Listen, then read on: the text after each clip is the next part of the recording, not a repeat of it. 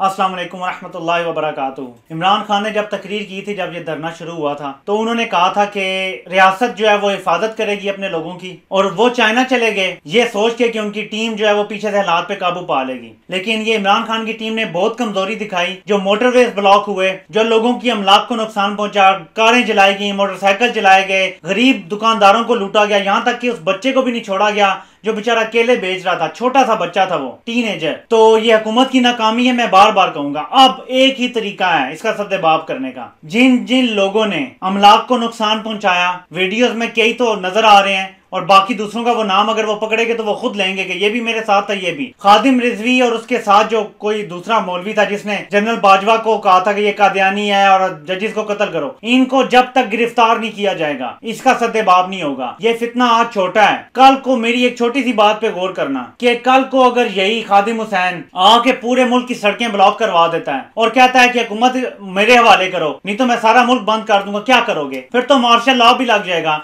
उससे पहले इस सांप को, जब अभी ये छोटा है, इसका सर कुचल दो, इससे पहले कि ये इतना बड़ा अजदा बन जाए कि ये हमारे पूरे मुल्क को खा जाएगा। जरा एक सेकंड के लिए सोचो, हमारे मुल्क का सरबरा वो जाता है और गालियों से शुरू करता है कहीं पे खिताब, क्या इज्जत रह जाएगी पाकिस्तान की? इस्लाम भी बदनाम, मुल्क भी बदनाम, एक अमन का दीन जिसे हम चाहते हैं दुनिया देखे हम अमन वाले लोग हैं, उसको ये बदनाम कर रहा है। इसका सर अभी कुचलना पड़ेगा, नहीं तो ये बहुत बड़ा फितना बन जाएगा। हुकूमत को कंक्रीट स्टेप लेने पड़ेंगे। मुझे उम्मीद है इमरान खान जैसे ही वापस आएंगे मुल्क में, बहुत ही आयरन फिस्ट के साथ इससे डील किया जाएगा। खादिम रिजवी का ये कहना कि सिर्फ वही है हुर्मत रसूल का एक निगहबान और बाकी सब गुस्ताख हैं, ये गलत है। हर मुसलमान नबी पाक सल्लल्लाहु अलैहि वसल्लम से उतनी ही मोहब्बत करता है। हर मुसलमान नबी पाक सल्लल्लाहु अलैहि वसल्लम से इतनी मोहब्बत करता है कि जितनी वो दुनिया में किसी और चीज से नहीं करता। माँ बाप, बच्चे, बहन, भाई सब बाद में, नबी पाक सल्लल्लाहु अलैहि वसल्लम की जात पहले है। तो ये कह देना कि मैं ठेकेदार हूं और बाकी सब काफिर हैं, गुस्ताख हैं, ये गलत है। ये जो चीज ये फैला रहा है, इससे एक दिन इस मुल्क में खून रेजी होगी। मैं हुकूमत से कह रहा हूं, अब भी इस सांप का सर कुचल दें। ये इस मुल्क को वही खून रेजी की तरफ लेके जा रहा है जो शाम और इराक में हुई है। इसी बुनियाद पे हुई है।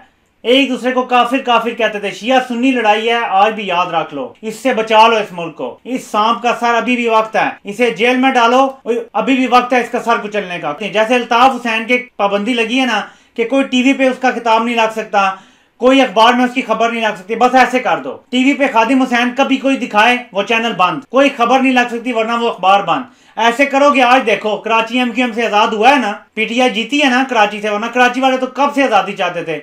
इसी तरह हम इन 2 नंबर मुल्लाओं से भी आजादी चाहते हैं, लेकिन वो तभी मिलेगी जब ऐसे लोगों पे बैन होगा जो कत्लो गारत करवाना चाहते हैं। मुल्क में एक कानून है, अब हर बंदे को सजा, अगर मॉब जस्टिस होना शुरू हो जाए तो फिर हिंदुओं और हम में फर्क क्या है? हिंदुओं को लगता है कि उनके खुदा की वो हो रही है गुस्ताखी, यानी जब गाय काटते हैं मुसलमान तो वो मुसलमानों को वहीं कत्ल कर देते हैं। सजा देना हुकूमत का काम है, जो हुकूमत का काम है वो हुकूमत को करने दिया जाए। मॉब जस्टिस इस्लाम में अलाउ नहीं है, वरना काजी ना होता।